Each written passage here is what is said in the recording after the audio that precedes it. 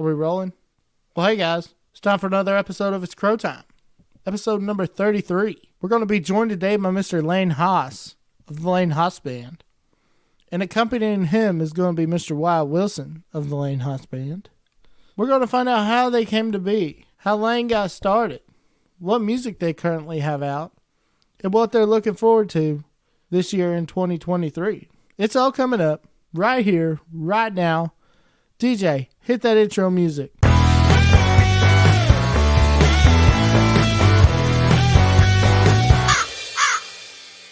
Man, you gotta love hearing that intro music every time. It just gets me pumped for this episode and every episode I do. But alright, with that being said, I think it's time we take our first break, and we'll be back with Mr. Lane Haas right here.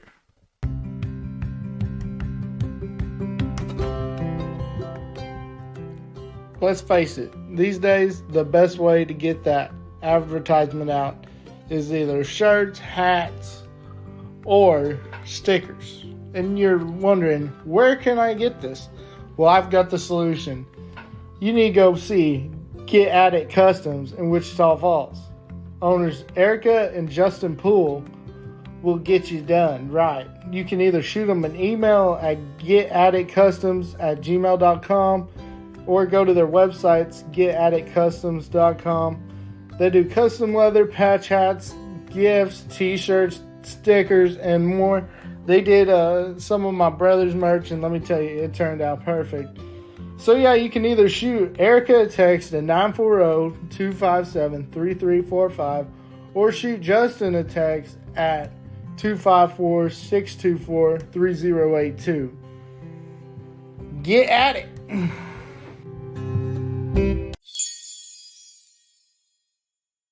All right, and joining me now is going to be Mr. Lane Haas of the Lane Haas Band. What's up, man? How you doing? I'm doing good. What about yourself? Oh, I'm doing good. Just trying to stay warm. I'm in that. Yeah, yesterday was so freaking crazy. Of course, I bet you it's a lot colder up there. A little bit. It's not like last week, and it's actually nice and warm. Yeah. So, are you actually in Alva, or? No, I'm actually based out of Enid, Oklahoma now. Oh, Enid, okay. They got the old spot up there. Oh yeah, played the spot many times. Yeah, that's a cool little venue. Yeah, it is. It is. Yeah. So, what you been up to, man? Man, mostly right now we're really just kind of working on getting back into doing some more writing and hopefully trying to get something released before too long. I've got one song that's been in the works for a little while, and we're actually in the process right now where we were a 4-piece band. Now we're kind of transitioning more to a 3-piece. Our guitar player started playing pedal steel for Josh Ward on the road with him, so he's kind of he isn't really full time with us right now, but he jams with us whenever he gets a chance to. Oh yeah, who's your? You said your guitar player? Yes, sir. Guitar player, Mr. Wyatt Wilson. He's actually sitting here with me tonight. Oh, okay. Yeah, I think I follow him on social media. That's awesome. Yeah, we're really happy for him. Yeah. So, how did Mr. Lane Haas get started in this whole music business? Man, I think I probably got started writing songs. Probably the stereotypical songwriter story when you get your heart broke when you're 15, just like Taylor Swift. No, you're like, get your heart broke when you're 14, 15 years old before you even know anything about what a heartbreak is. And then you start kind of piddle-ass around trying to write songs, and then you start kind of getting better at it. And I played guitar before I even started writing songs, of course, and always kind of grew up singing in church and things like that. And now I sing in bars, which is a little bit more fun. Yeah. But yeah, that's kind of how it started, and then it just kind of blossomed and grew, and I enjoyed doing it. And then I found out you can make money doing it. Other people like to do it. And I mean, I grew up in a really small town. Actually, I grew up on a ranch 25 miles from the closest town, and that town was so small it didn't even have a stoplight. So sounds like my hometown. Oh yeah. Yeah. Population's 150. Don't even have a school. They took the post office out. Yeah. Where's that at? Faxon, Oklahoma. Where at? Faxon, Oklahoma. Faxon, Oklahoma. Okay. Yeah, it's about 20 miles southwest of Lawton. Okay. Yeah. Okay, I got you. Yeah. My brother-in-law is right around. He's from Walters. Oh, really? Yeah. No way. Yeah. Oh, yeah. Yes way. That's funny. Yeah, I know Walters. Been there quite a bit. You probably know those guys in Gander Freeman and CC Red, then, right? Oh yeah, I've met them a time or two. Oh yeah. Those wild, crazy cats. Oh, dude. So, crazy story. So, actually, when Gannon started, he's in a band called Southern Justice. And my cousin, Wyatt Zane, he goes by, you probably heard of him, Wyatt Zane. Yeah. Yeah. So, Wyatt was playing lead for him. And then there was another kid from Walters named Blaze Hawley, and he was playing bass. Well, and then the other band, that's where Zach had Travis and Wade in his band. Then they had another kid from Chatty named Fame Pool, and they were the Faintless Travelers. And then, and then when Gannon formed CC Rev, that's when Wade and Travis went over there and stuff. But yeah, and then they picked up Tyler too. But yeah, so yeah, we've been pretty close. Yeah. So how far is your town from Walters? So we're about, let's see, so where I grew up, it's about 20 minutes. So my dad and most of his family lives in Geronimo. Okay. Yeah, so it's funny, my mom's family's in Faxon and my dad's family's in Geronimo, so Highway 36, right there, I tell people, I said, you go left, you go to my mom's family, you go right, and you go to my dad's family. Okay. Yeah. All the crows. Okay. Oh man! Yeah. So, are you originally from Oklahoma, or? Well, I grew up kind of right on the state line. I actually grew up in Kansas, so I could throw a rock and it land in Oklahoma. But I was born in Woodward, Oklahoma. Oh, okay. Right across the state line. Yeah. What was that place in Alva they used to have? We went to. Oh, that one place, the only place in town. What was the name of it? The Nightlight? Yeah, Nightlight. That place was that was awesome. That was a wild time. If that place wouldn't have shut down when I was in college, I probably wouldn't have graduated. Well, it's like I went there, and of course there was hardly anybody there. And then the next night, I was like, "Good Lord, there's a big old brawl out there." I was probably there that night. So, did you go to Northwest? Yes, sir. Yeah, I graduated from Northwestern Oklahoma State. I was graduated with the bachelor's in ag business, and I was on the rodeo team there. And that's pretty much the sum of my college career. I attempted to team rope and had a hell of a lot of fun while I was doing it. That's for sure. I bet. Now I met my band too. Oh yeah. I pieced together a band my senior year of high school with classmates' dads and their friends, more or less, and it kind of went from there. And then they all decided that it just kind of fell apart. And then I met Wyatt through his sister, was in my math class at Northwestern, and he played pedal steel. We were still playing pretty traditional country type stuff then. Mm-hmm. And Wyatt was playing pedal steel, as he is still now, obviously. And met him, and it's kind of like finding kindred spirits in a sense. And then we found our drummer Tyler Croster. He was roommates with my late friend Alonzo, and so he started playing drums, and we still had a bass player and a fiddle player, and then that carried on for a little while, and then got a new bass player. Probably 2-3 years ago, Wyatt? Yeah, probably 2 or 3. And his name's Coy Thomas. He played in a band with Wyatt since we were 10. So they've been together Wow. for like 9 years. Golly, since I'm 10. We got Coy, and Coy's hell of a bass player. Coy Thomas, and then his little brother Carrick Thompson, he joined when Tyler decided he didn't really want to do it that much anymore, and so Carrick started playing drums, and then I put out an album my freshman year of college before Wyatt had even joined the band, and then we actually put out our first album together. The 4 of us I guess Tyler was still in the band at that point. Tyler played on the record, and we put that album out in May of 21. So now we're kind of back to, or now we're, the band, it seems like the more we went on, the band just slowly got smaller now that Wyatt's not playing with us full time anymore. Mm-hmm. So now I'm playing lead guitar and singing too, and Coy, of course, is playing bass, and Carrie's playing drums. So kind of trying to be like the White Lighters, just not quite as cool. Yeah, them guys, they're badass too. Yeah, Dwight Hamlin can fucking just. Oh my gosh. Amazing. Yeah.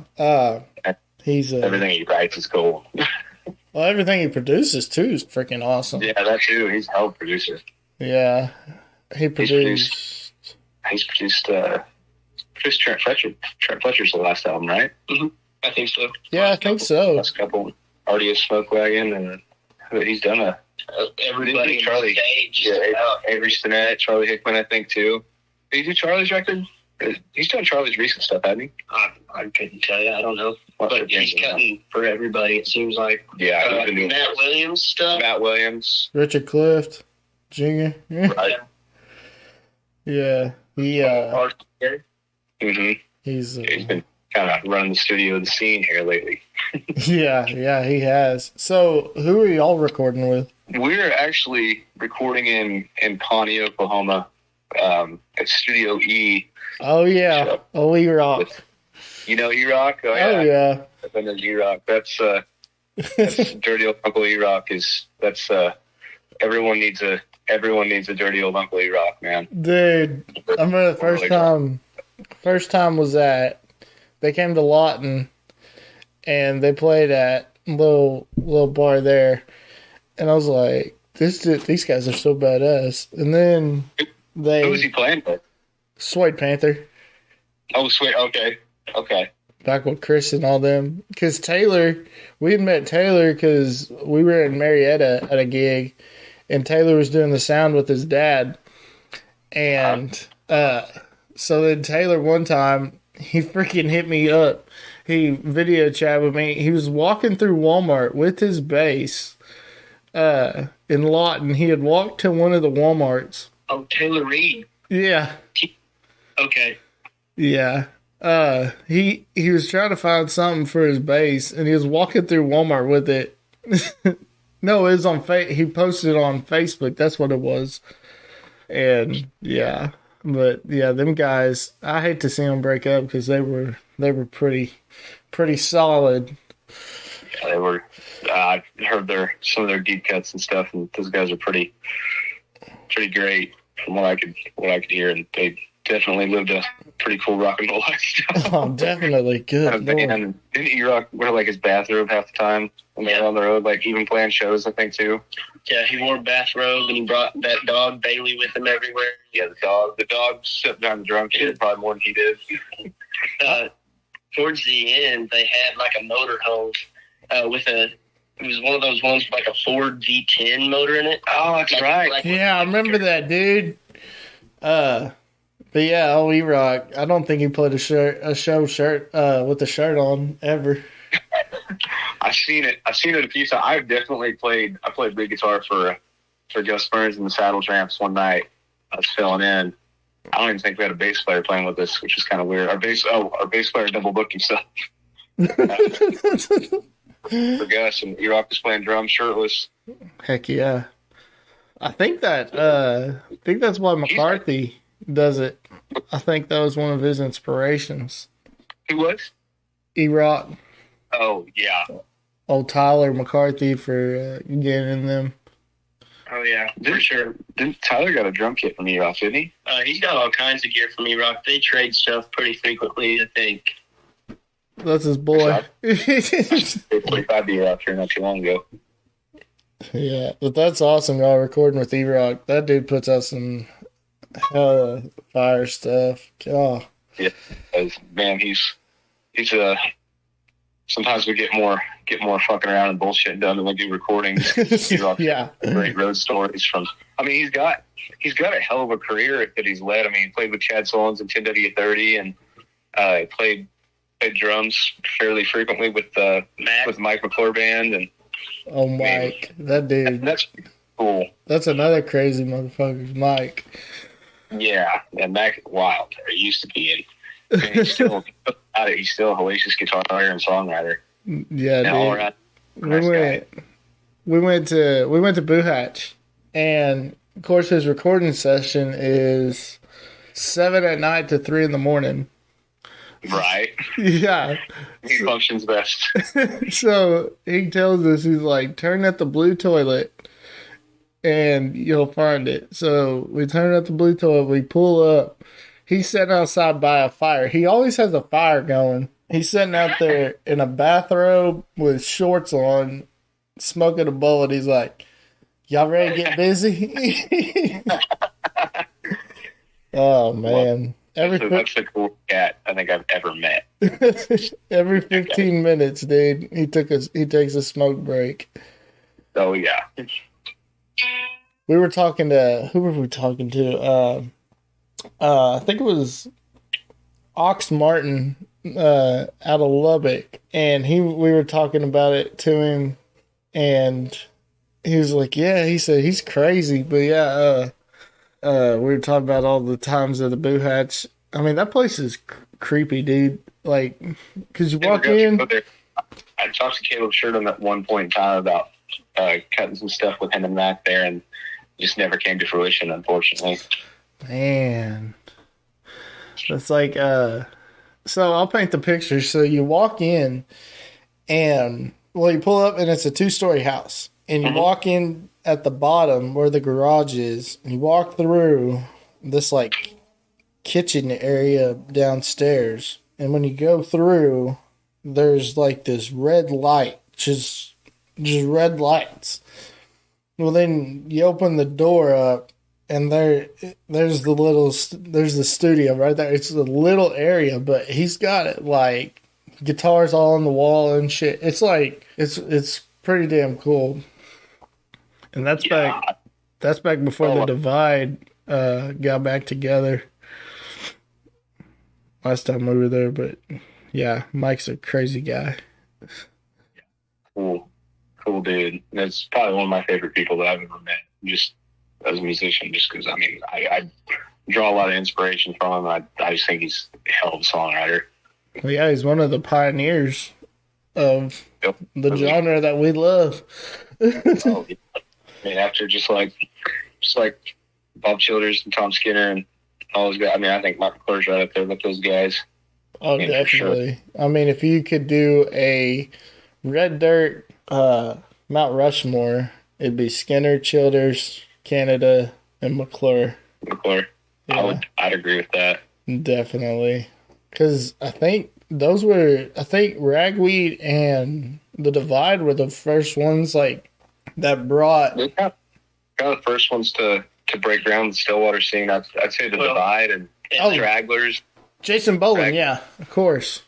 You got to put him on there. We're the first ones to really see any kind of, like, commercial success. Yeah. And that's kind of brought it more to the masses, for sure. I mean...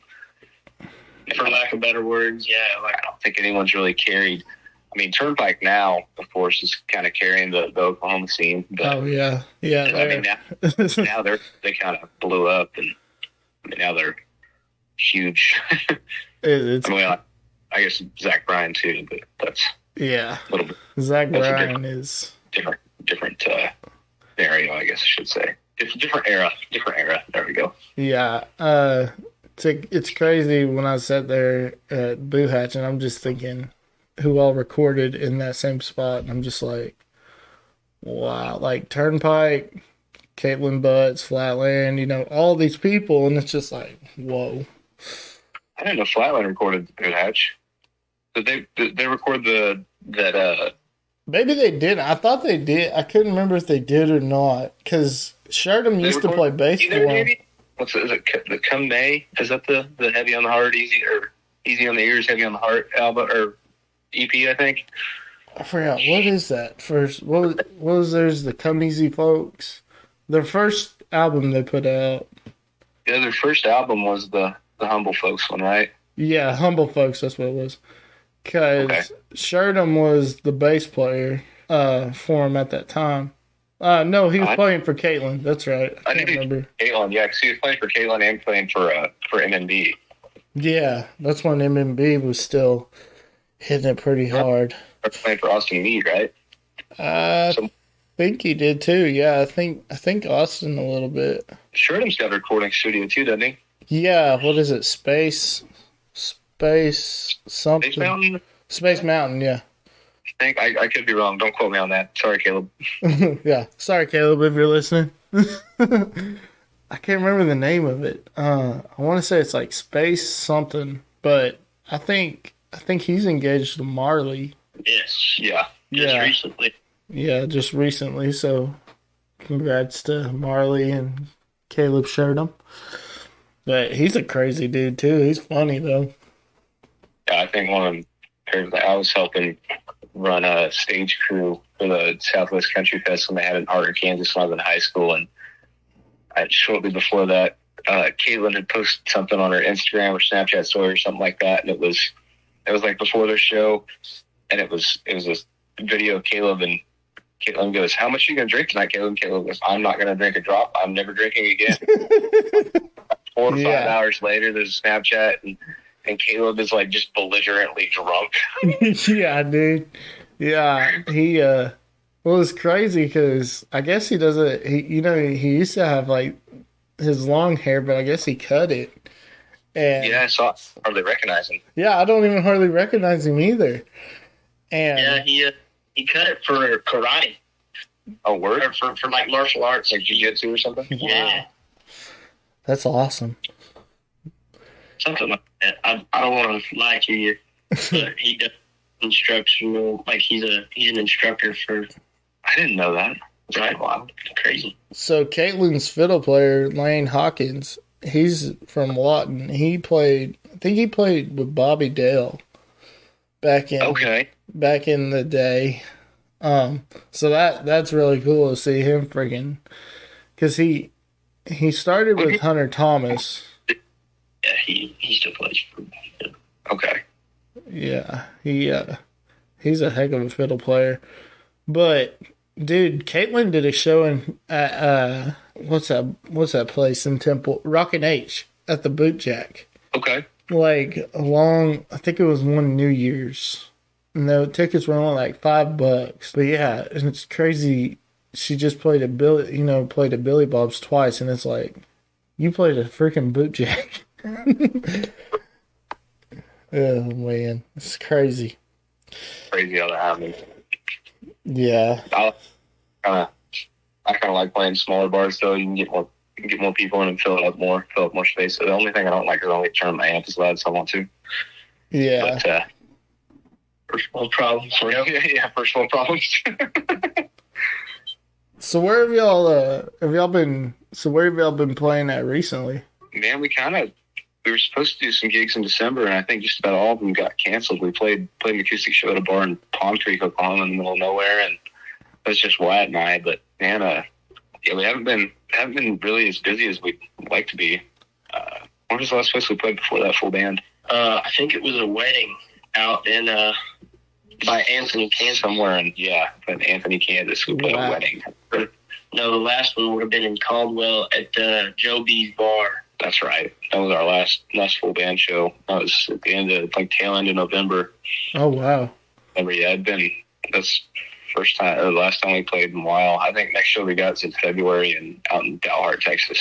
Oh yeah. So That'd be sweet. Out in the Panhandle. Waxing chumps like a candle, dance, fucking line, dance.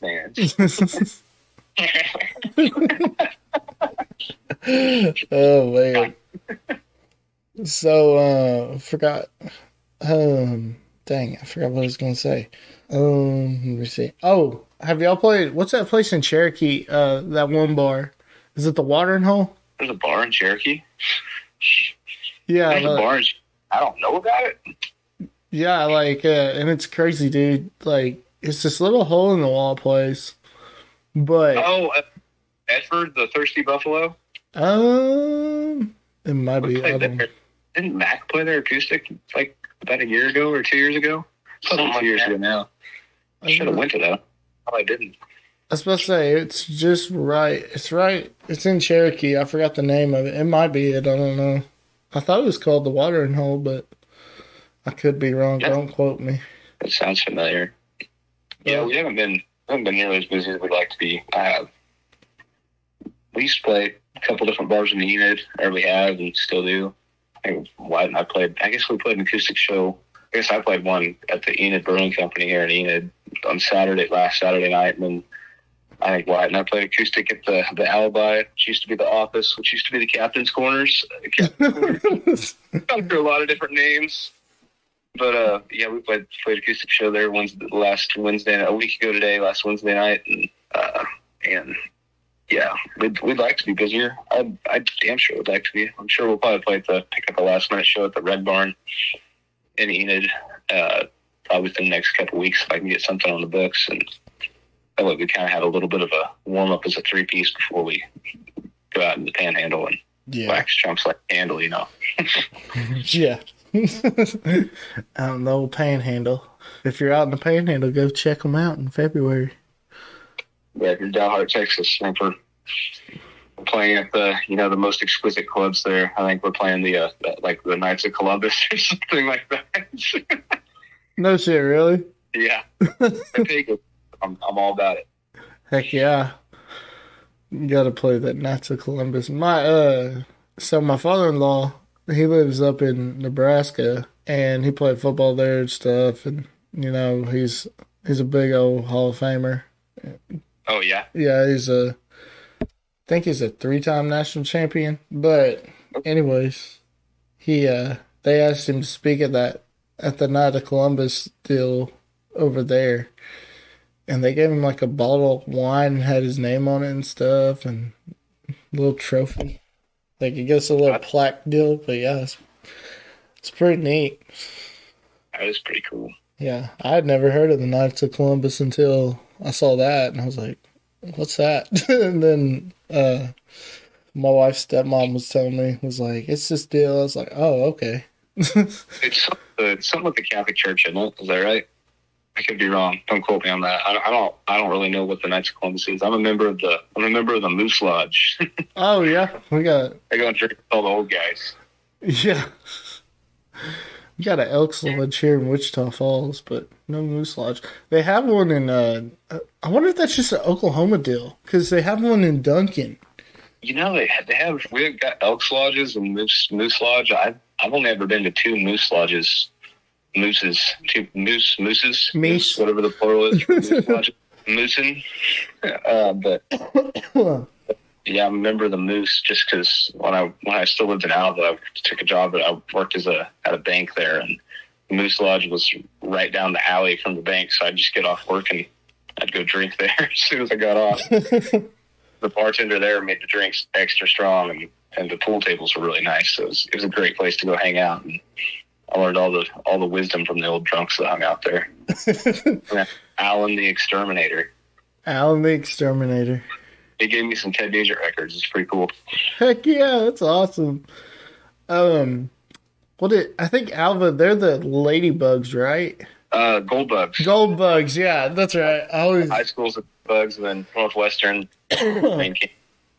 in Alva, and they're the Rangers.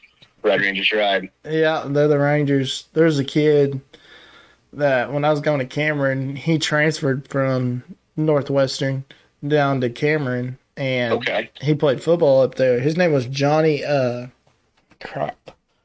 now he's working for the Red Sox. I can't remember his last name. Oh shit. Yeah, he's from Elgin, but yeah, I think last I checked, he was working for the Red Sox. So, like their training staff or something. So that's pretty neat. That's pretty cool. Johnny Christensen. That sounds familiar. I'm sure I know him. I didn't really know many of the guys on the football team or baseball team or anything like that. No. I think he was quarterback. I met a lot of rodeo athletes. I knew a lot of those guys, like Bridger Anderson. I knew him pretty well in college, and he went to the NFR and the Bulldog a couple of years ago. And Stockton Graves is our rodeo coach. He's been to the NFR 7 times, 8 times, maybe 9 times, a shitload of times. Yeah. Jacob Edler, he won the world 2 years ago, I think.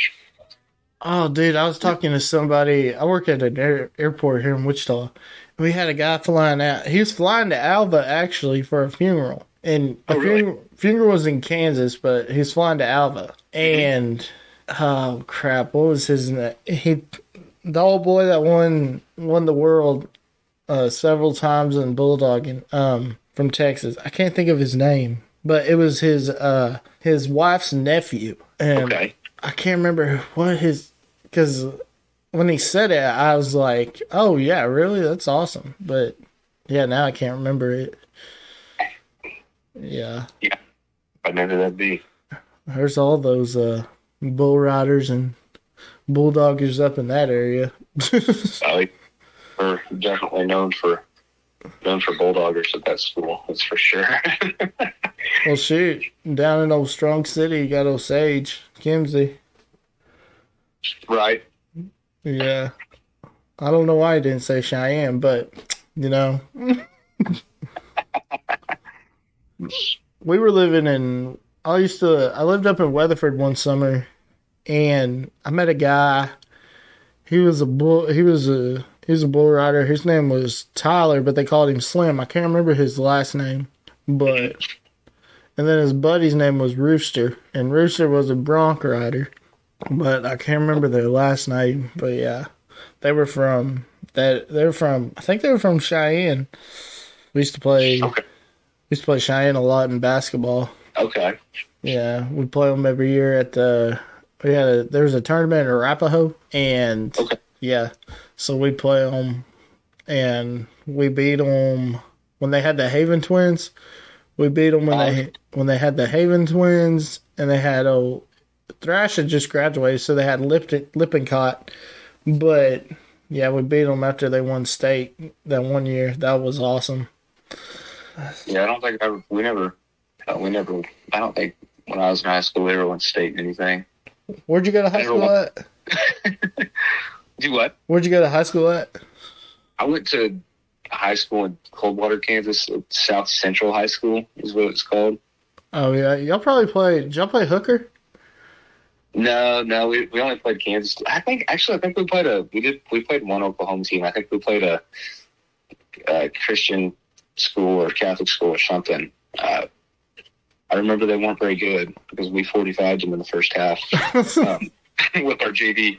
I was going to say, I know Hooker, they play a bunch of Kansas schools because we played them in the finals of that tournament my junior year.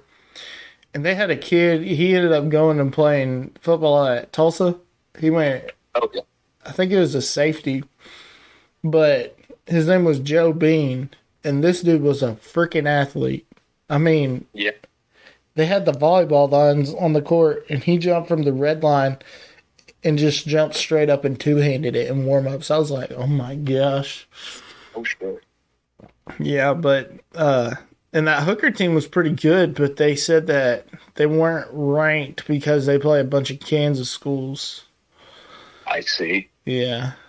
Hooker. That's a weird little town. Hooker, Oklahoma? Yeah.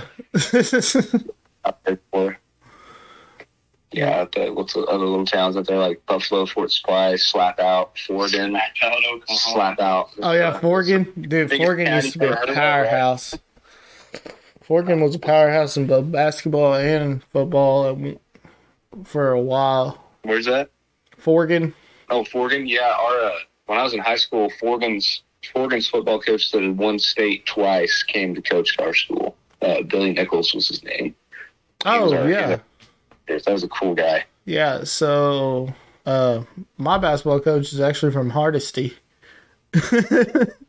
Okay. Yeah, so I'd never heard of before. Like, I didn't know he was from there, and I'd never heard of the town. And we went to what was that FFA event made for MFE or whatever? Mm-hmm. And the guys I stayed that I roomed with, 2 of them were from Hardesty. I was like, where the heck is that? They were like, it's up by Guyman. I was like, good Lord. Oh, that's a drive. We used to play out in like Guyman Goodwell area a little bit. It's like the longest, most miserable fucking drive from Alba to Guyman because there's nothing there. Yeah. Was it 3 hours? What? 3 hours probably? From Alba? Yeah, I think it was like 2.5.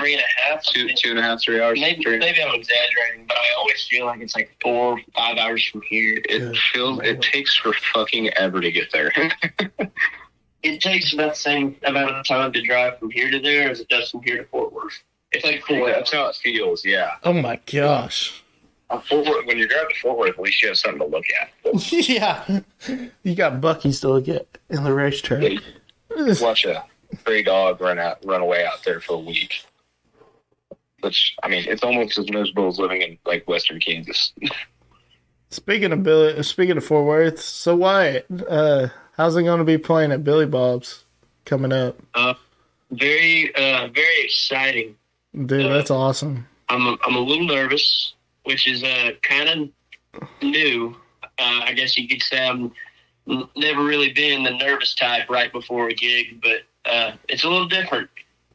Doing the bigger shows. It's a lot of fun though. I like Josh. He treats me good so far. So, but yeah, I'm super excited about it. Is he doing pretty well since, his accident last year?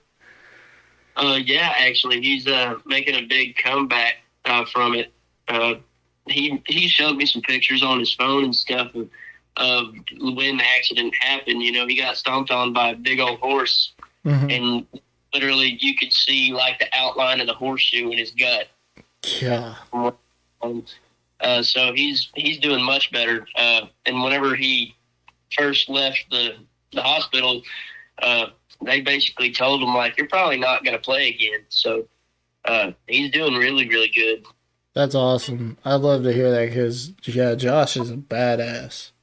Yeah, he's all right. He's played around here a few times. And I don't think there's anything better for a 19-year-old kid. It's a really, really good gig. Dude, that's awesome. I mean, your first time getting to play the big stage. I mean, damn. I believe so. I believe it's big stage. I think it is because the way they were saying, when I was listening to the radio this morning, they were saying that it was going to be because they're promoting it like it's the big stage. Right. Yeah, I believe so. Get to put your hands in the concrete. That would be cool. That'd be awesome. That'd be freaking awesome. Yeah. So, Lane, you get out of college, and did you think that like the rodeo life wasn't gonna do it, or what? I mean, I knew that I wasn't gonna make a living being a rodeo cowboy. I mean, I was a musician before that, but I mean, I grew up on a ranch, so I mean, I'd always rode and everything, and roped, and I didn't really start competitively roping until I went to college and got in with some guys, and all we did for fun was drink beer and rope the dummy, and that kind of, you either had to, if you were in, you're in and you were doing it, and if you weren't in, then you didn't really have any fucking business being there, Yeah, that sounds like my home high school. See, at lunch, they bring out the roping dummy out of the ag barn, and yeah, they twirl the loops. Yeah, I mean, and you live in Alva, so I mean, yeah. What else are you gonna? nothing else to do. And I was fortunate enough to have a roommate who was a farrier, and everyone always needed horses shod or trimmed at least. And so he's had money, and he always bought beer. So thank God for Logan Wood. Shout out to Logan Wood. Oh man, that's awesome. Yeah, we had a lot of good times that we can't remember most of them, but well, I learned a lot those 4 years in college. That's for sure. Had a lot of fun, but yeah. No, actually, now in addition to playing music, I'm a loan officer at a bank here in Enid. So, which that's what I wanted to do after I got I want to play music, but I also like to eat, so I needed a steady source of income. Oh, dude, there would be times. The only thing I remember about Alva is the nightlight and the Scottish Inn. Stayed there many times. Yeah, that's not a bad place, really. No, it's one of my one of the bulldoggers we used to run around with and hang out with. He always compared Alva to purgatory. He was like, it's not great, but it's not bad. Yeah. Purgatory. Oh man, that's funny. You kind of go either way. Yeah. Of course, you can go out to Little Sahara out that way. Yeah. Yeah. I've lived that close to it my whole life, and I'd never been out on the dunes, actually. One time, I'd never been out on the dunes, but we went to the little, where you could look out there. And, right.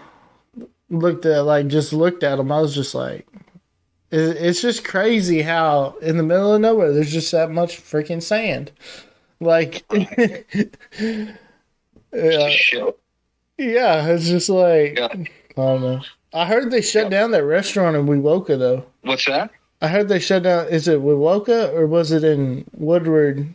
There was a restaurant that I heard was 24 hours, and people would ride like the razors up to it and stuff. That would probably be in Winoka. I'm not sure what restaurant it'd be. I know they have a German restaurant there, or they either do or did have, called Cafe Bonhoff, that the old man that ran it, that if you ordered ketchup, he would come out and chew your ass in German.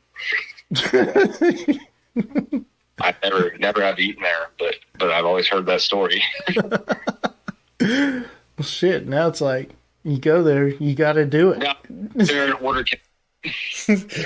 yeah, can I get some ketchup? Just get ketchup and German fries instead of French fries. Yeah. Yeah. I need some ketchup for this potato pancake. Right. Oh, man, that's funny. Yeah. So you got some pretty cool places to play in Wichita. You said you're in Wichita Falls now, right? Yeah. Yeah. You got some pretty cool down there to play, or? Yeah, so there's the Iron Horse Pub. Okay. That's a really cool place. And that's about it. There's a bunch of places that have went out of business. There's a little dive place, a good little acoustic place called Fred's. Okay. Trying to think where else. Man, there's another. I'd like to play down some of those spots more. I need to book some gigs down there. I'd like to be playing more and getting further south, Yeah.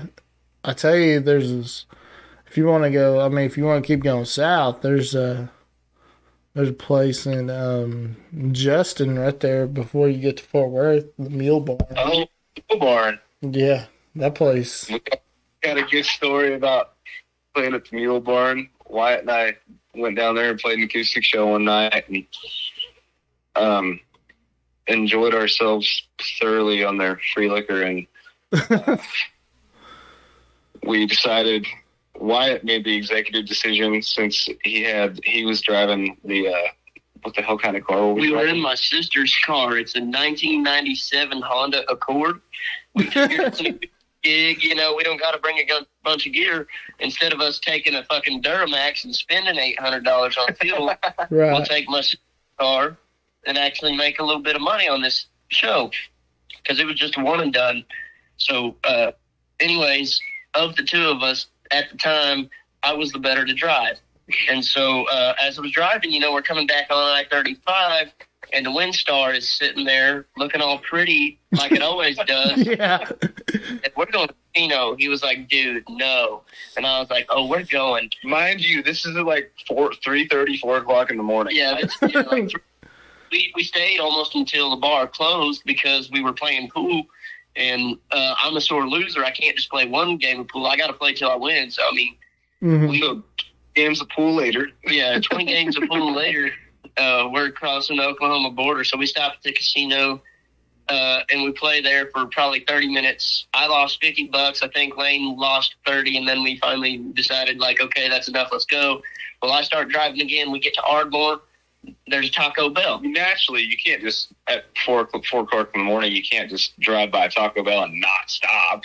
So I pull into the Taco Bell, and we sit there in the parking lot and eat whatever, and we start going. And then you get into, like, where the construction is on I-35. Yeah. And I start passing out. And Wyatt's starting to fall asleep. I hear, like, a traffic cone graze the rearview mirror, and I'm like, hey. I pull over. I'm like, all right, Lane, it's your turn. So I go to sleep. And then I'll let Lane tell the rest of the story because I was asleep.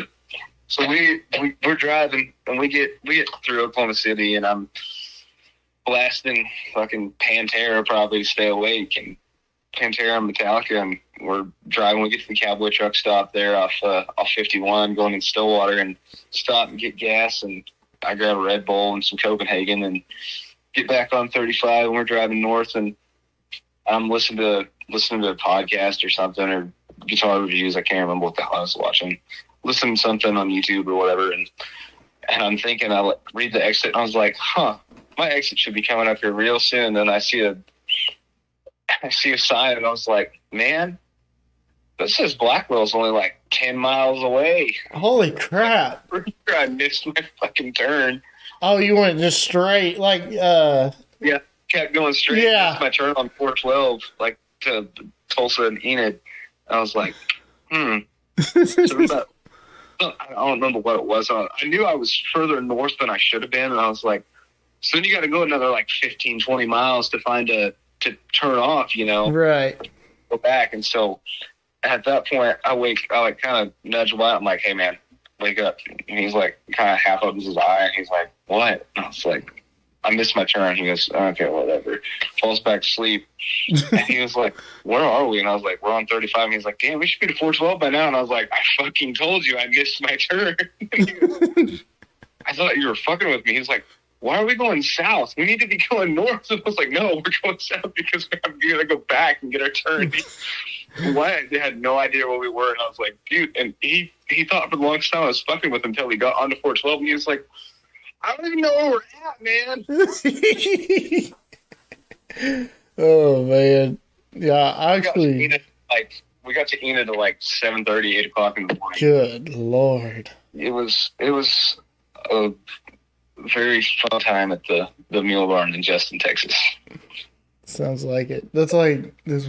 Well, the time that me and Zach went up to Enid, he got the bright idea. He had bought the 3-game pack for OSU for football. And they're playing Iowa State Iowa State, I think? Yeah. And he got the bright idea. He's like, all right, we'll go to Enid. I'll play the spot. We'll stay in Enid, and then we'll drive. And we'll get in, and then we're playing the tailgate. So we were trying to catch them. So he's like, all right, we'll get up, and we'll go to the tailgate. And we'll go to the ball game. I didn't realize how far Enid was from Stillwater. We stop. We get to Perry, and there's this Mexican restaurant off the side of the road. Right. And we go in there and we order like big ass burritos and shit. Well, and they freaking ripped us off. And I'm just like, I got mad at them when we left. So we leave there and we pull up to Stillwater and we haul ass to the tailgate and we catch them right after they got done. We were like, damn. But there was a guy there he had came in from Columbus, Nebraska, and he comes up to me, dude, and he's like, so you're in McCrow, right? And I was like, yeah. And he said, y'all are the Crowbros, huh? And we're like, yeah. How the fuck do you know us? And he's like, you're the one with the podcast, right? And I said, yeah. I'm like, you listen to that? And he's like, yeah. And I said, wow, somebody actually listens. So he told us that he came. Yeah, he went to the Boys from Oklahoma show in Tulsa the night before when it was them and I think Trent and Josh Malloy. Was it? No, wait, it was just them and Josh Malloy, wasn't it? I can't remember. And then he came with them over to Stillwater. He stayed that night in Stillwater when they played at Coney Island that night. I was like, dude, you're all the way from Columbus, Nebraska. I was like, why? He's like, there's no good music up there. Right. Oh, we played in, where did we play at in Nebraska? Burwell. We played in Burwell, Nebraska one night. 2 nights. Burwell. I'm trying to think where that's We got there. We drove, again, I feel like all of our best road trips are involving someone in Wyatt's family borrowing one of their vehicles. We drove Wyatt's mom's Suburban, which the tag was a month out of date. I got pulled over driving to Alva to get Lane in Nash, Oklahoma. I was doing 30 mile an hour speed limit. You know, lights are on. It's nighttime. It was like 9 o'clock. We were going to go stay at Lane's house that night. There's no way this cop saw my tag. But I get about 1.5 miles, 2 miles outside of town. Sure enough, lights pop up behind me. I'm like, what the heck? So he pulls me over and he goes, yeah, I stopped you because your tag was out of date. I was like, no, you didn't. But then he slapped me with a ticket because the tag was out of date. And I was like, this isn't even my car. He goes, yeah, but you're driving. You're supposed to check it. And I was like, oh, I bet you check yours every time. I don't know, but it burnt me sideways. I was mad. Yeah, they got there and they were pissed because I'd been out drinking at the Moose Lodge all night too. So, and anyway, we get on the road the next morning and we get all the way to Burwell, Nebraska, and we meet this lady who had booked us. Never met any of us before. And she goes, yeah, we got all kinds of events coming up here, and we got an Airbnb for you guys, but the air conditioner quit, so we're putting you up in my grandma's house. And we're like, oh, great, she's not there, is she? So it was me and Wyatt, Carrick, our drummer, and then our bass player Coy, and you know we'd got this trip, and I thought, you know, I don't have anybody to watch my dogs, so all 4 of us and a blue heeler went from Alva, Oklahoma, Enid, Oklahoma, and Alva, Oklahoma to Burwell, Nebraska. Hopefully there's no laws against taking a dog across state lines because we broke definitely 2 of them. I don't think there is. But we get up there and we have the dog and stand at some old lady's house and but just us and our sound guys that traveled separately, but we met them up there. And we get there and we meet this lady at the bar, and she's like, yeah, we got all kinds of events.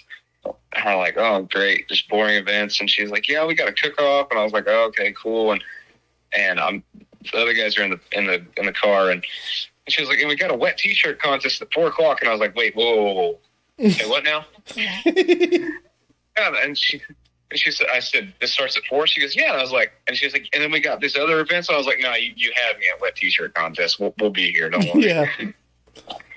And I walked back to the guys. I was like, guys, guess what's going on tomorrow? And Wyatt without missing me, goes, wet T-shirt contest. Yeah, you're right. Oh man, that's funny. We had a grand old time in Burwell, Nebraska. We had a lot of fun. Probably and then, ate a lot of corn. Dude, I shit you not. As soon as we crossed the state line from Kansas to Nebraska, and it said "Welcome Nebraska," and there's cornfields on both sides of the road. Yeah. I tell you what's crazy. So we went up there the week before Christmas, and of course, all the corn's gone. Dude, it's just like nothing. Like, it's just open, and it's crazy. Right? Yeah, Nebraska. Burwell, what's that by? I have no idea. I know it's north. I don't even know. It's not too far from Broken Bow, Nebraska. Oh, yeah. See, I was... They do a RCA rodeo up there every year. That's why. Yeah, it's the second largest rodeo in the state of Nebraska, if I'm not mistaken. Oh, wow. They have like a big carnival and all kinds of shit, and I wanted to go to the carnival until we heard about this wet t-shirt contest. So, the votes, and it was 0 for the carnival, and even our dog. The funniest thing about that show is that our dog, I think, was a bigger hit than we were. Because he just ran around. It wasn't like a real big place, but it was like this little bar with the outdoor stage, beer garden deal. Mm-hmm. Is he in here? I think he's in his kennel. Should I go get him? I'll go get him. You sure this is your interview, man? You got it. I'll be right back. I'll tell Lane's story. So, Jet, his dog, is the cutest blue heeler. He's actually our mascot. We'd be on stage, and this dog, he'd be running around, jumping in people's laps and stuff, and he got some people to throw. I don't know where they got him, but they'd find like sticks and toys and shit, and Jet would chase him. And then if he got tired, he'd come lay up on the stage right by Lane's wedge. He'd just run back out again. But by the end of the 3 days or whatever we were there, because, we went one night and we set up all the sound and stuff, and then we kind of just left everything there overnight. Mm-hmm. And then we came back the next day for the activities, and then we played that night. And then the next day, activities, and we played. So by the end of the 3 days, everybody knew the dog's name, but didn't hardly recognize us. So y'all were the headliners for this little shindig. Yeah, we were the only band. Oh, wow. That's awesome. It was supposed to be like an after party for the deal, but I guess Casey Donahue was playing down the road, right? Or something like that. Like 20 minutes away. Yeah, he was playing somewhere like 20 minutes away, so our crowd was meh. But it was a fun weekend. And our bass player, Coy, did a dab for the first time on the way home. I'm just driving, and I'm like, man, do you guys smell something hot? I turn around, and our drummer's got his torch on his rig. He's like, don't mind me, guys. So anyways, the bass player, he's like, my phone's dead, so I don't have anything to do. I think I'm just going to hit that. And we were like, I don't think you should. Like, you don't smoke, you don't do anything. He's like, no, it's fine. I'll be fine. I'm not a bit, So anyways, he gets handed this dab rig, and his brother's teaching him how to do it. And he scoops up the biggest dab on his tool or whatever. And I shit you not, he grabs this thing, and he's like the biggest thing, and he coughed for probably 10 minutes straight. And then he died. He just stopped talking, he just closed his eyes, and I was like, Coy, are you high? He's like, mm-mm. And that was it. But it was a really fun run. That's crazy. Yeah, had a good time, that's for sure. So now, where are you from, Wyatt? I'm from Enid, Oklahoma. Oh, yeah. Did you go to school there? For a little while. I went to public school all the way up to freshman year, and then freshman year I started doing Epic online school. Oh, yeah. Yep, and just recently graduated from there because I'm a degenerate. Well, congrats, man. You got your diploma. That's all that matters. I got it January 2nd, but I got to walk across the stage back in May with the cap and gown and everything, but I had to finish 1 or 2 classes to actually get the diploma. But doing the rock and roll was way more important to me than school. So I just got there a little later than the rest. As it should be. Hey, that's all right. I had a buddy, my buddy, Shallow Powers. Oh, hell yeah, Shallow. Oh, yeah. That's my good buddy. That dude, it's crazy. Yeah. It's crazy. It's awesome. I love seeing him succeeding like that. It's unbelievable. Yeah, that's pretty big accomplishment. I was just talking to him the other day, Snapchatting, actually, because I'm fairly new to the bus life and stuff, and Yeah. I was just telling him about my gigs and stuff, and I was like, man, does it get any different playing the big arena shows? He was like, yeah, I still miss the smaller stages sometimes, but he was like, it would be a money loss if we were playing the smaller venues like we used to. And I was like, well, do the arena shows get boring? And he was like, no, they never get boring, but it's definitely not as personal as the smaller venues, Right. Yeah, I think that's why they won't come to Wichita Falls anymore, money wise. But because we could sell out our arena here. Yeah. But yeah, those guys, it's crazy. I was talking to John Hollinger today on social media. We were talking about like how like the production of the show, like when they first started to when you go see them now, it's just like, good Lord. It's nuts, I'm sure. Oh, dude, it's freaking crazy. I think we're going in April to go see them at Tulsa, and then we're going to go see them at Dickies again in June. Oh, nice. I'll be at the April show. That's actually my girlfriend's birthday, so I got tickets for that. It's one of my off days. Oh, yeah? Yes, sir. So y'all hitting the road pretty hard? Yeah, with Josh. Just about every weekend. I drive to Fort Worth about once a week. Wow. That's crazy. So, I'm going to ask you, Lane, what's your favorite song you've ever written out of all of them? Favorite that I've written, I think "Catch Me If You Can" is probably our most successful right now. But man, probably my favorite that I've ever written is either this new one that we're working on that'll hopefully be out in the next few months called "Buried." Either that one or "Revolver." Revolver's another one of my favorites that we've written. I wrote that one with I think that was like our first full. Pretty much everyone had pretty good input in that song. I wrote all the lyrics. Wyatt wrote Wyatt really wrote the rhythm, and Wyatt and I kind of wrote the melody together. But Wyatt wrote all the guitar parts and the bass parts too. Yeah, and there were some other lyric ideas thrown in by everybody. Tyler was there. Tyrell was there. Our buddy Tyrell Couch. That him and I do some co-writes from time to time. But Tyrell has co-writing credits on Cursed as well. I think Tyrell and I wrote that one night at my house when I still lived in Alba. But that was another one. I'm not as fond. I like the way it turned out. But it's not one of my favorite ones. But I like the song. I like what we did with it and how it turned out. But Revolver's probably my favorite that we've ever written, just because it's kind of dark and eerie, and we're kind of into that depressing grunge shit. So. Yeah. Or mid, if you will, Southwest emo. Southwest emo. We're calling it now. That old Western Oklahoma, Northwestern Oklahoma. Sorry. Goodness. Yeah.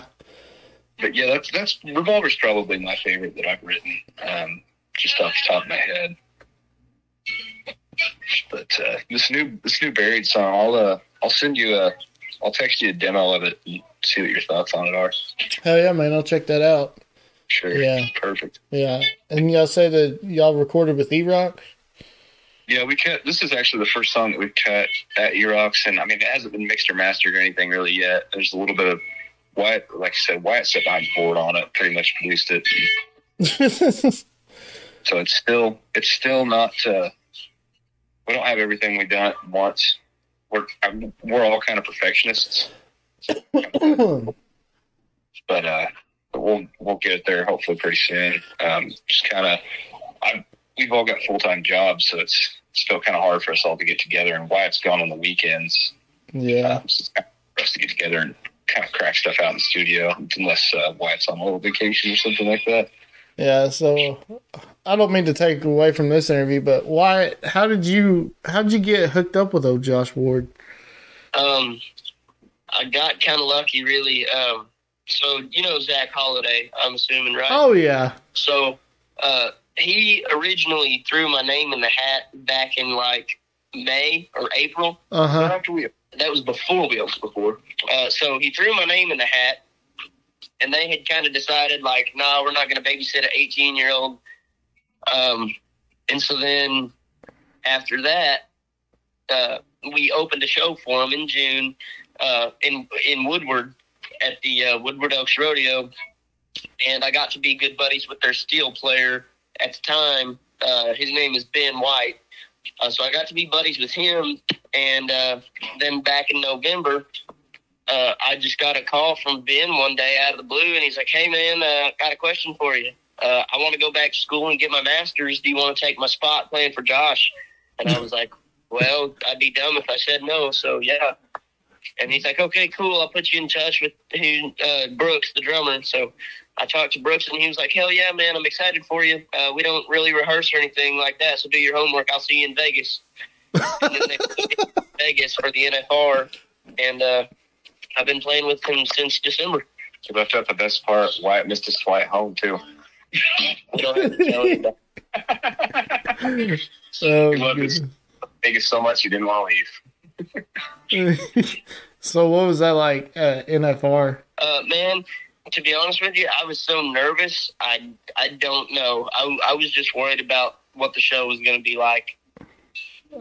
I bet, dude. Because if that was your first one with them? Yeah, very first show. Didn't even meet Josh until the day of. Oh wow. He's like, who's this kid? I ain't got time for an autograph. Right, pretty much. It's kind of like that. So. Yeah, that's awesome, man. Yeah, I didn't want to take from this interview, but that's crazy. You're good. Oh, thanks, man. We're interviewing as a team. Yeah, y'all working as a team here. This is a team building exercise right here. Oh goodness. So what? I'm trying to think of some questions just to ask. What? Oh, damn it! Don't drop that. Mic drop. What would you say are you looking forward? What's your New Year's resolution music wise for this year? Oh, I'm going to put out some new shit, honestly. Really want to put out some, definitely going to put out a single this year. Hopefully additional singles, book some more gigs. I'd really like do some opening stuff, or do some opening for bigger names, which that's always kind of the goal. And man, that's kind of what I've got on my mind right now. Really just put out new material, get a little bit more of a following. We were getting some stuff. We were really starting to get some stuff going for us right before COVID, and then that kind of put an axe to our plans, and then we now we're kind of, it's almost like starting over again. So hopefully we'll pick up the slack again and get some shit rolling, You're saying that y'all went from the traditional country sound into now more rock. There's been a lot of artists that have done that, like here recently, like even bigger name artists. Right. Yeah. And man, we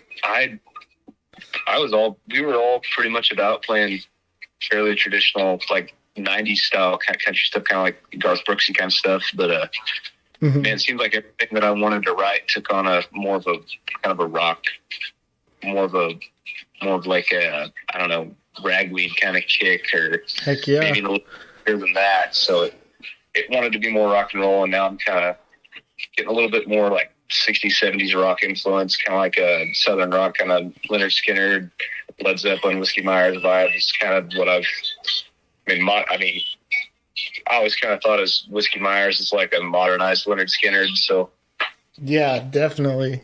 so it's kind of the music that I'm really into, and I'm really into Tom Petty and the Heartbreakers. So our kind of style is really all over the place. Would you agree with that? Absolutely, yeah. It still sounds like us, but we kind of wear influence on our sleeve. Yeah. If we've been listening to a lot of Tom Petty, it sounds kind of like that. If we've been listening to a lot of Zeppelin, we play more of the Jimmy Page riffs. It just kind of comes out how we're feeling. Right. You can it still sounds like us, but it sounds just got a little bit of extra spice on top of it. Yeah. Spice. A little bit of flavor. You can definitely tell who we listen to. I mean, we're listening to a lot of metal when we're writing something. But then let's say you get a song like Cursed. I think Cursed has a lot of kind of a metal vibe. What would Revolver kind of sound like band wise? I don't know. It's different. It's different. And I can't really think of anyone that we kind of sound a lot like. I get a lot of people say that my voice sounds. What did the guy with the country versus metal guy?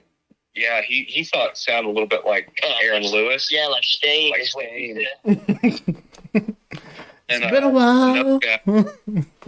Another guy told me, he was like, man, your voice is somewhere between like it was Grant what's his name in Hackmores. They're a Richard band out of Missouri.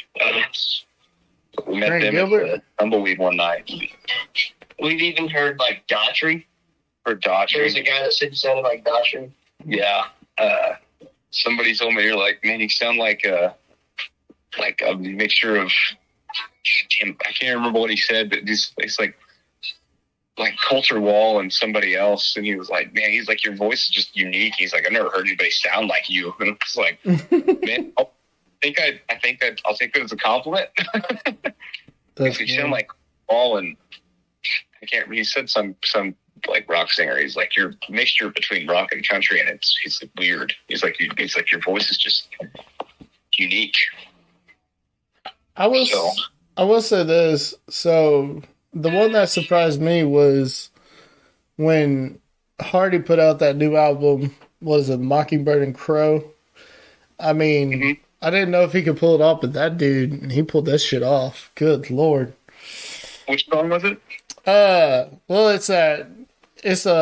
there's a couple on there. Of course, he put out that sold out song. And then, there was one that was a radio song that got released because the album just came out, and the album altogether is really good. I was like, damn, this dude really did it. Like, because it's really turned. I never really listened to Hardy, back when he used to do his other stuff, but his rock stuff's actually pretty damn good. Yeah, Wyatt really gets into Hardy. I didn't notice a whole lot of them. Have a little bit, not just a ton. But I'm more into like some more bluesy stuff, I guess. Band that I really like is with the chick singer Hannah Wicklund and the Stepping Stones. They fucking rock balls. Like they're just a rock, like kind of rock blues trio out of South Carolina, I think. Really? Yeah, she's a great song. She writes with Sadler Baden, that plays lead guitar for Jason Isbell and 400 Unit. Oh, dude. But she can fucking slay on a guitar. Like, she's very, very impressive. They do a cover of Neil Young's Ohio, and it's badass. I mean, I prefer it to Neil Young's version, to be honest with you. Neil Young. Oh goodness. Yeah, she's got some really good shit. Very, very blues oriented. Yeah, that's a lot of I'd probably say Zeppelin influence. Zeppelin, Hendrix, Clapton. A lot of good shit. It's not red dirt by any means, but it's kick-ass music. Right. So basically, y'all, since y'all are based out of Enid, it's pretty much y'all and Jake. What's his last name? Jake. Bowers? Huh? Bowers? Talk about Jake Bowers. Yeah, Jake Bowers. Yeah. Yeah. Yeah. I was supposed to have him on here, and we never got it rescheduled. There was something came up. I forgot what it was, but yeah, Jake's a cool guy though. Yeah, I don't know if I'm supposed to know or not, but I think he may or may not be arrested for something. Yeah, don't quote me on that. I could be wrong, but I know he had a band back together and was doing stuff, and then he just kind of disappeared. He's kind of does that every now and then. He'll start playing again, then he kind of disappears for a bit. So I've only met the guy once or twice. I think we played a show with him a few years ago. Well, we were at Hennessy playing that old rodeo gig, and he came and did the sound check, and that was the first time I ever met him. And then I was talking to him about coming on here. Well, it never occurred to me that's who that was. And then one day, the light bulb instantly went off in my head, and I texted him. Then I was like, "Oh shit, I remember you now, dude." And I told him, he's like, "Oh yeah, now I remember." And so, but yeah, right. Yeah, we have anybody else in the? I mean, I guess Gus. Gus is kind of from around here. Jace Holtum. That's another one in this scene. Oh yeah, Jace Holtum. Yeah. What's the Robert Allen Band? Remember they were still together? Robert Allen Band. They're kind of on and off. But they're kind of on and off. I mean, we kind of really fit in the Stillwater scene a little bit too. Like Avery Snett, and Trent Fletcher. I guess Trent's not in Stillwater though anymore, is he? Ardmore now? Somewhere down there like Ratliff. Yeah, Ratliff. Lone Grove. Well, he's from Fox. Is where he went. I think where he went to school at. LSU for a while. Yeah. So he went to he played football for a Christian university, I think. Yeah. I've been trying to get Trent on here because his old drummer used to be Zach's drummer back 3 years ago. Okay. And he's from Velma. His name's Tyler Ray. He was pretty good on drums. I see. But yeah, Trent's blown up. Yeah, he's on the TikTok a lot, man. Yeah, he is. It's him and Gannon getting a lot of exposure. I think right now, and Avery Snett as well. Yeah, Avery's on the TikTok too every night doing the lives, and I'm like, dude. What I need to be doing. I was sitting there and I was like, every time I scroll through there, I'm like, oh, Avery's live. So okay, I went on there. He'd be like, hell yeah, get me on that podcast, buddy.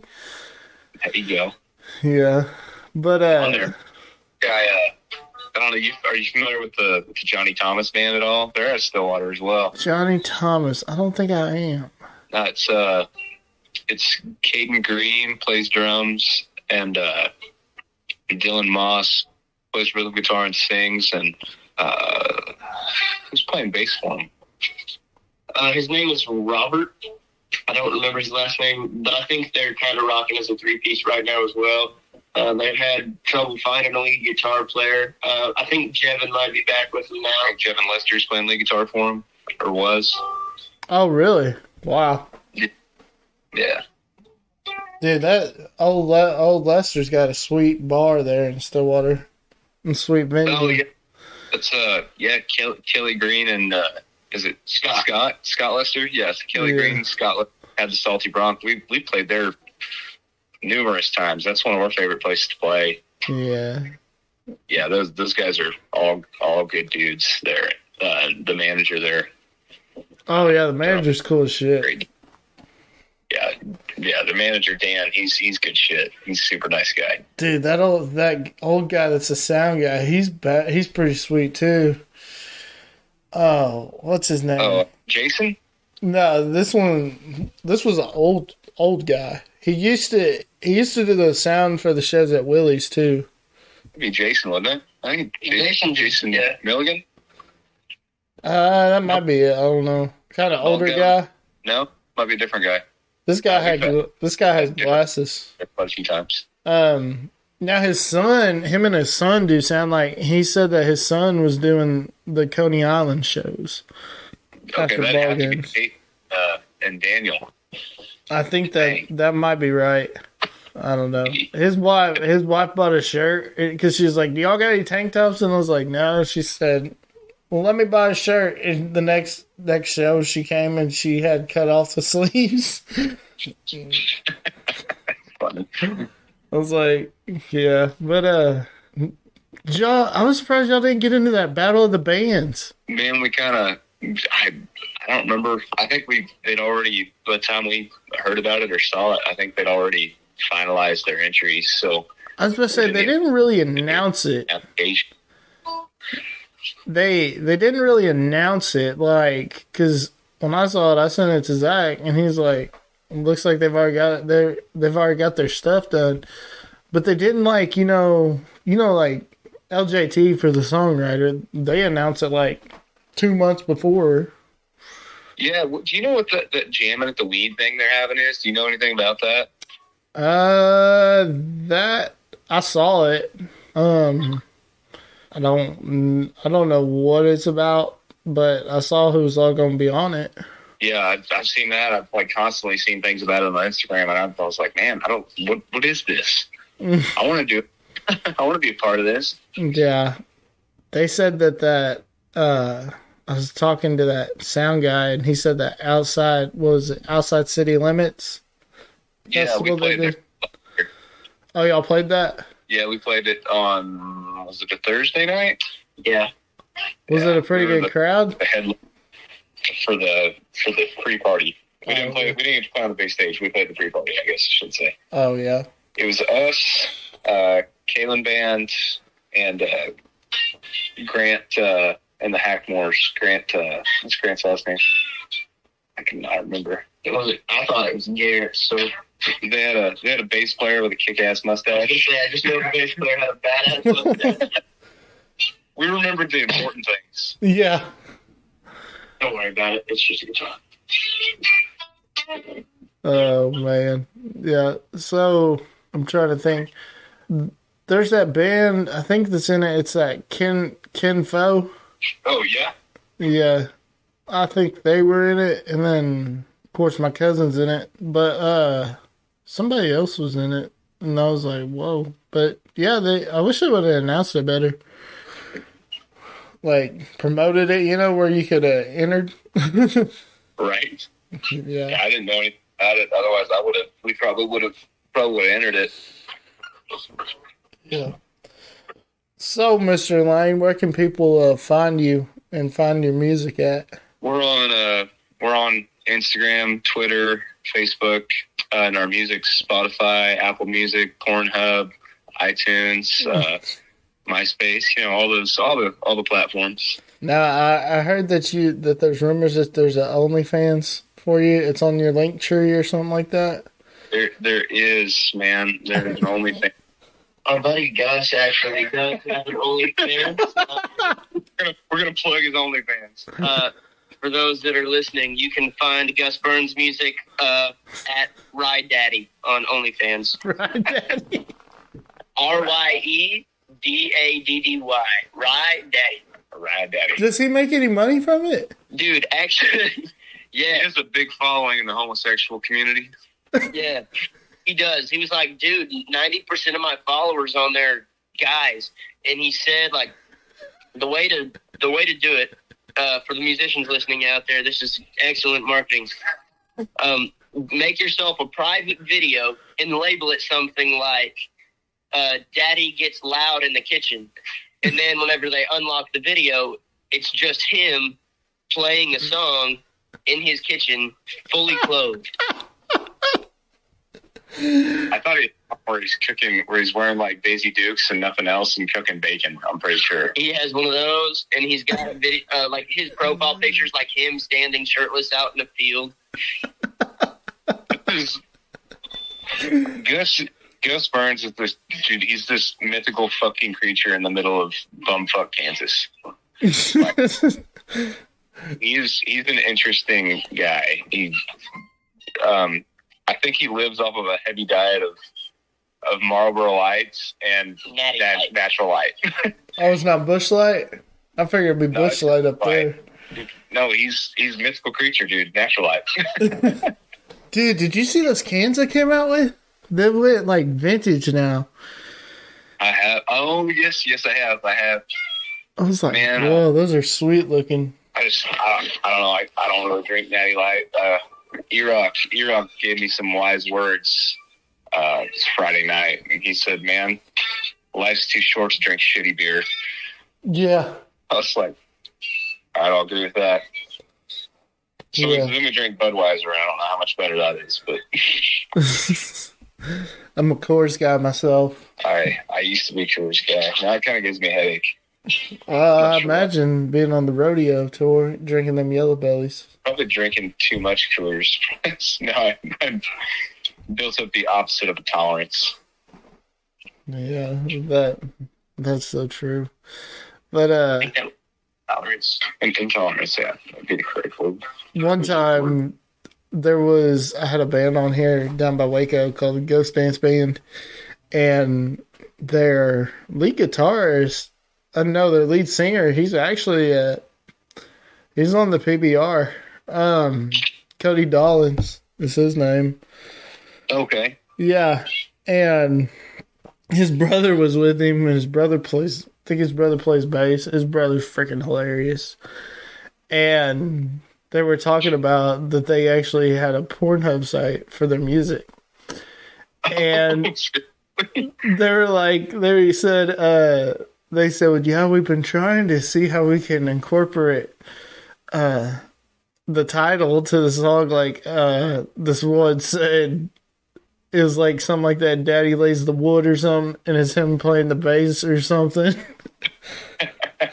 That's freaking hilarious. So, slapping the bass, man. Yes, slapping the bass. I remember that. I forgot what was that movie. Was it I Love You, Man? Where he's like the greatest bands all have one syllable names because he's talking about Rush. Oh, right. And he's like, Paul Rudd's like, you slapping the bass? Oh, man. I was watching, what was that? I was watching some show. This is an older show, but it was like a sitcom, and there's a guy, and he was in a foghorn cover band. I was like, how is that? What is it? They just play Slow Ride like on a loop? Oh, man. Well, fellas, I want to thank y'all for taking the time out to join me on here. Thanks for having us on, man. We appreciate it. Oh, no problem. Definitely a good old time, and yeah, we'll definitely have to do it again. Oh, for sure. We'd love to, man. Maybe we can get the Legend of Gus Burns, get him on here also. Oh, if you can find him, man. Like I say, he's a mythical creature. He just kind of... If we can find him. Don't see him until if you go out real late and you shake up a can of Natty and light a Marlboro, he'll come out of the bush, man. So for all y'all that are listening to this in Kansas, go stand out in the middle of your cornfield at midnight when the moon is full and light a Marlboro. Was it Marlboro Red? Marlboro Light. Marlboro Light. Doesn't matter if it's a short or 100. And crack open a nice ice cold Natty Light. And the Gus Berry comes. I wonder how much money he's made from that stuff, though. That's crazy. Enough to get a tattoo of a badger claw, I can tell you that, man. Dude, it's just crazy because, like, you see those chicks making, like, thousands of dollars a day, and this dude's just freaking just cooking bacon and making bank. I don't think he's making that much, but he makes a couple $100 every now and then. Hey, $100 is better than nothing. Golly. I'm saying buy a whole truckload of Natty Light. Yeah, he's gonna be sponsored by Natty Light here pretty soon. Dude, I actually know a guy who was a collegiate wrestler at Fort Hays, and he kind of had a little bit of Twitter fame, and he like tweeted Natty Light every day to provide him with, to like sponsor him. And we finally had enough of it, and they sent him like some vintage hats and like natural light wrestling shorts. That's awesome. It's pretty badass. AJ Cooper's his name. AJ Cooper. He actually has a hat company called High Plains Hat Company, and that makes pretty cool shit. Oh yeah. Oh, but yeah. Yes, go check out High Plains Hat Company. Check out Gus Burns and Saddle Trance, and man, definitely check out our music. And it's Lane Haas. Is it Haas or Haas? It's pronounced, well, it's spelled like Haas, like Haas, but it's pronounced Haas, yeah. It's pronounced Haas instead of Haas. Because there's a NASCAR team, and it's spelled it's spelled the same as yours, but it's pronounced Haas. Yeah, I remember that, because I remember, the only reason I knew that is because whenever when I was in grade school, and we had to Google ourselves and make a deal of whatever came up, and mine was all racing. And I remember thinking as a kid, I was like, damn, how am I ever going to Google myself and it'll actually be me? And now I'm the first thing that pops up when you Google my name. It's my music. Oh, that's crazy. Oh, man.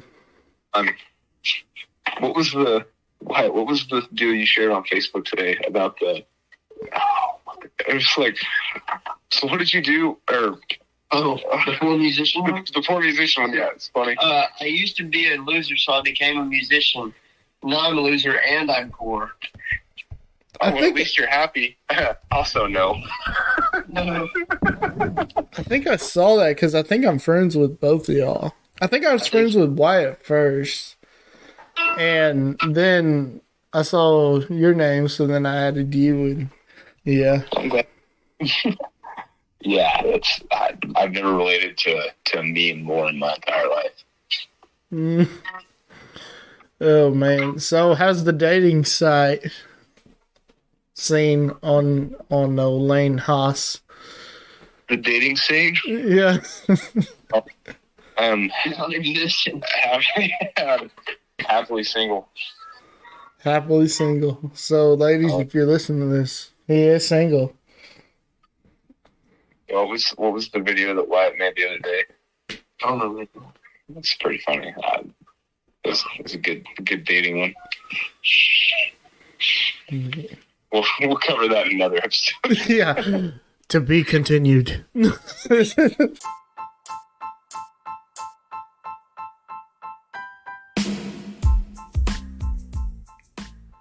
Have you heard of the new company right here in Wichita Falls called What's Up 940?